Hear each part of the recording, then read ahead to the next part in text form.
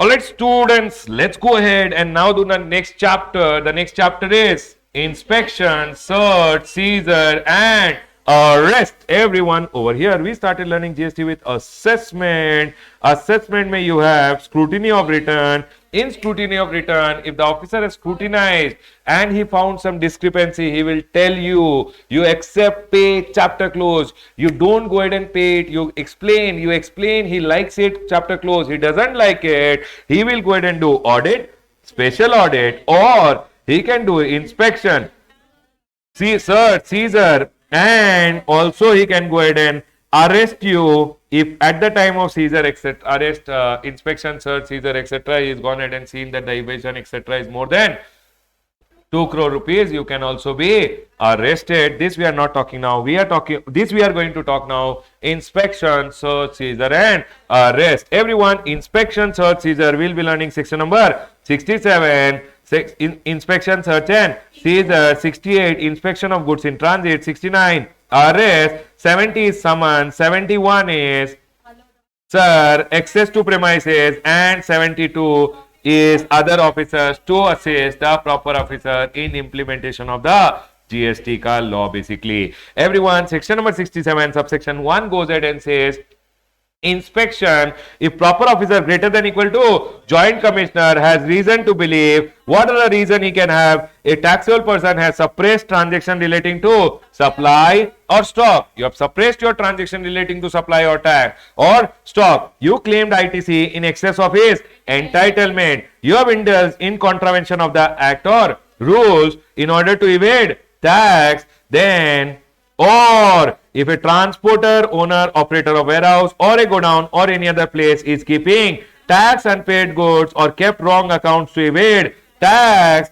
then proper officer greater than equal to joint commissioner will authorize, may authorize in GST INS 01 whom any officer might be subordinate to go and inspect the place of business of taxable person, transporter, owner, operator of warehouse, godown or any other place. Right everyone? So first of all, who can go ahead and direct an inspection? Proper officer greater than equal to joint commissioner. What are the reason everyone?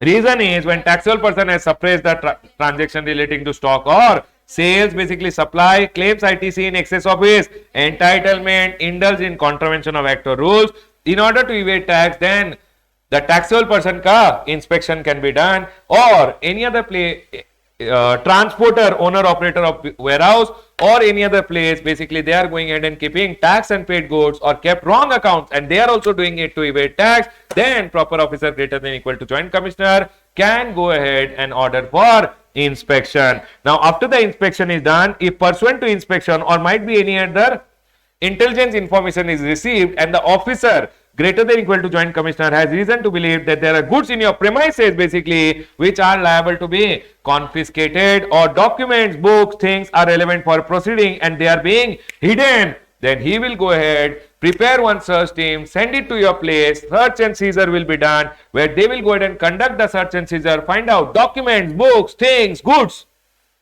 which are liable for confiscation, documents, books and things which can be used against you for a proceeding. They will take it along with them. Basically, proper officer or officer authorized shall make an order of seizure in GST INS 02, take the goods along with them, document, books and things also along with them. They will use it and pass a show cause notice against you and then a demand order. Proviso says if it is not practicable for them to take all the goods and go, they will go ahead, put one seal around and say this is your order of prohibition, you can't go ahead and deal with these goods. Are we clear? Order not to remove or deal with the goods except with the permission. GST INS 01 order of prohibition will be given. Then section number 67 subsection 3 says, sir, if they have gone ahead and taken some documents along with them, documents, books, things shall be returned after examination or inquiry. If documents, books, things are relied upon, they will use it for issuing a notice. If it is not relied upon, they will return within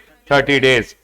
Section number 67(4) talks about the powers of the officer during a search and seizure activity. Proper officer has the power to seal the premises, seal anything, or break open the door, all almirah or electronic device or boxes or receptacle in which books, accounts, documents are suspected to be concealed and access is denied. If you deny the access, they will go ahead and break open everything and take out those goods, document things which they think are hidden inside. Section number 67.5 goes ahead and talks about if you want photocopies or extract, they will go ahead and allow it to you. Officer will go ahead and allow, but officer may allow. If you feel that it is prejudicial to the revenue interest, then he will not go ahead and allow you. Then section number 67 subsection 6 says that provisional release of seized goods upon execution of bond in GST INS 01 plus a security which is bank guarantee. Bank guarantee should cover tax, interest and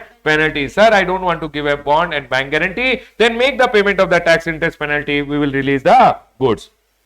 Section number 67 subsection 6 goes ahead and says confiscation proceeding, that is show cause notice for confiscation. See, seizure is taking possession. Now they want to take over ownership also. For taking over the ownership, they will release the confiscation ka notice within how much time? 6 months plus 6 months of the date of seizure. Otherwise, goods shall be returned to you. Section number 67.8 says perishable or hazardous goods or goods which are basically depreciating or storage constraint is there, then department officer will say perishable goods, hazardous goods, all these depreciating goods ka case mein we will go ahead and sell it off. If you want, you can pay us the market price of the goods or things or the tax, interest, penalty, whichever is lower, and we'll release the goods to you. If you don't go ahead, if the taxable person does not go ahead and pay the tax, interest, penalty, etc., they will go ahead and dispose the goods or things, and the amount realized shall be adjusted towards tax, interest, penalty or any other amount. Might be any transportation charges, storage charges, etc. is there. They will deduct that also from that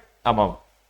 Section number 67.9 goes ahead and says whoever is the officer who is seizing the goods and taking along with them document, books, etc., seizing the goods, document, books, things, etc., they will prepare one inventory of the seized goods, comma, document, books and things, and get it signed by that person. It's called a panchnama or a mahazar. Basically, they will tell you, sir, see, these are the books, goods, things we are taking along, please sign it. They will get it signed from you, right, everyone? Then we have section number 67.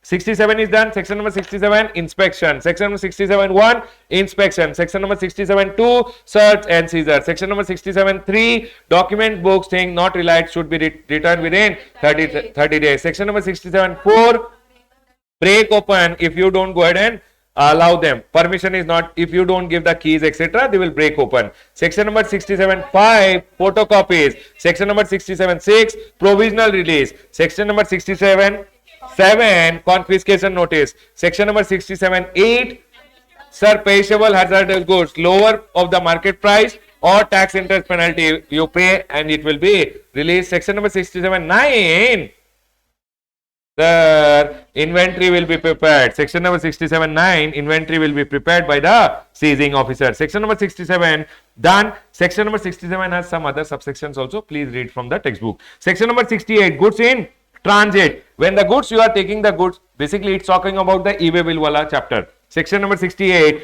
inspection of conveyance or conveyance carrying goods greater than 50,000, person in charge shall produce documents and devices at the time of introspection. Basically, when they will go ahead and stop you, you will have to go ahead and show them the documents. If any mismatch is there, detention and seizure under section number 129, confiscation under section number 130. If all documents are found in order, no issues at all, you can go, right, everyone? Section number 69 goes ahead and talks about arrest.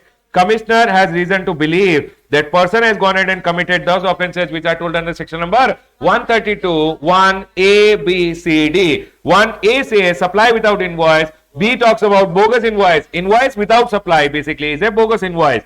Or ITC availed using such bogus invoice or bill, or ITC without having any invoice or bill, or amount collected as tax has not been deposited greater than 3 months from the due date. Basically, what are the 4 offences? Section number 132.1 says supply without invoice, invoice without supply, then ITC availed on the basis of bogus invoice or bill, or ITC without invoice or bill, or amount collected as tax has not been paid to the government greater than 3 months, and the amount involved is 2 crores. Or if you have gone ahead and done these offences repeated offence, any amount, then commissioner may authorize any officer of the central tax to arrest the person. So if you have gone ahead and done these 4 offences plus the amount is 2 crore, amount is 2 crore or greater than 2 crore, sorry, amount is greater than 2 crore, then you will be arrested, or 4 offenses subsequently, any amount you will be arrested, right everyone? Always remember one thing, whenever you are arrested,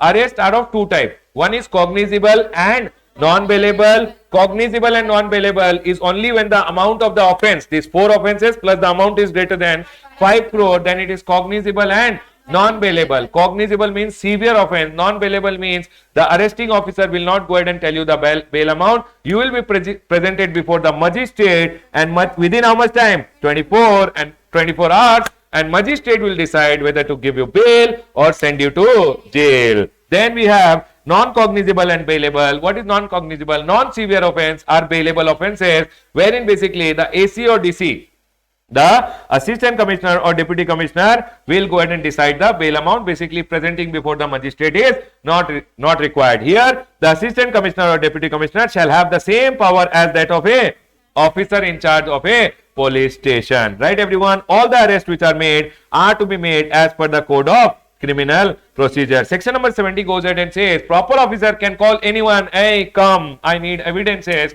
So evidence ke liye he can go ahead and summon any person to give evidence, documents, things in an inquiry. Then we have section number 71. Basically section number 71 goes ahead and tells all these audit parties, department ka audit ka person will come, inspection ke liye people will come. They can come inside your premises and they will have access to your business premises without any search warrant. They can come to your premises basically for inspection, checks, etc. Right everyone? Now, whenever section number 71 says access to business premises, so whenever officer will come to your premises, please allow him inside the premises. Don't leave your dog over here saying please run behind him. No. Always he will have access to your business premises. Officer authorized by the proper officer greater than equal to joint commissioner shall have access to inspect. So supposingly one officer has come to a premises with an INS 01, he will have the authority to check what? Inspect accounts, documents, computer program, computer software and such other things as he may require and available at such place for the purpose of audit, scrutiny, verification and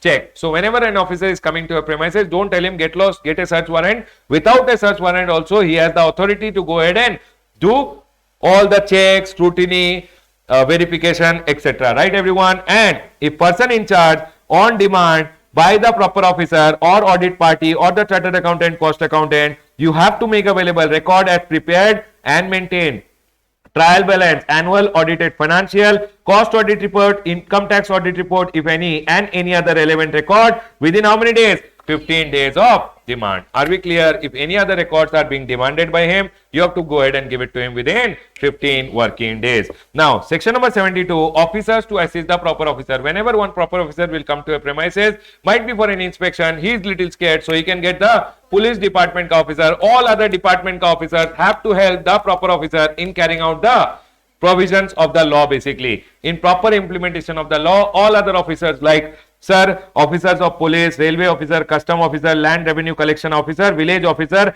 SGST officer or notified class of officers shall assist the proper officer in implementation of this act. All other officers will have to go ahead and help the officer whenever he wants to implement the provisions, basically whenever he wants to implement the act or rules. One question which can come in the exam is, what are the principles or requirement during the search operation? Whenever they come for a search, what are the principles or basically requirements? Number one, they should come with a valid search warrant. There should be a lady officer accompanying. Whenever they come for a search, they should get the search warrant signed by you. Then search should be in the presence of 2 independent witnesses. Before search, they should disclose their identity card. Valid search warrant should be there. Search warrant should be executed. Lady officer should be there. Search should be in the presence of 2 independent witnesses. Before starting, they should disclose the ID card. When they are going ahead and doing the search, they should take care that religious sentiments are being taken care. When they are doing the search, they should take care that kids who are there are going to school. Bags, you check it and send them to school. Are we clear? When you are doing the search, COVID is going on, little bit sanitize, etc. you should do. All these things were general protocols which are there, right everyone? And also after the search gets over, a mahazar or a panchnama should be prepared, which is signed by whom? Independent witnesses and also by the person in charge or the owner. Right, everyone? Inspection, search and seizure is a C-graded topic, but still, I feel they can ask you who can go ahead and order inspection, proper officer greater than equal to joint commissioner. They can ask you what are the reason inspection can happen. They can go ahead and tell you what are the powers of the officer during a inspection, search and seizure activity. How can provisional release of goods be done?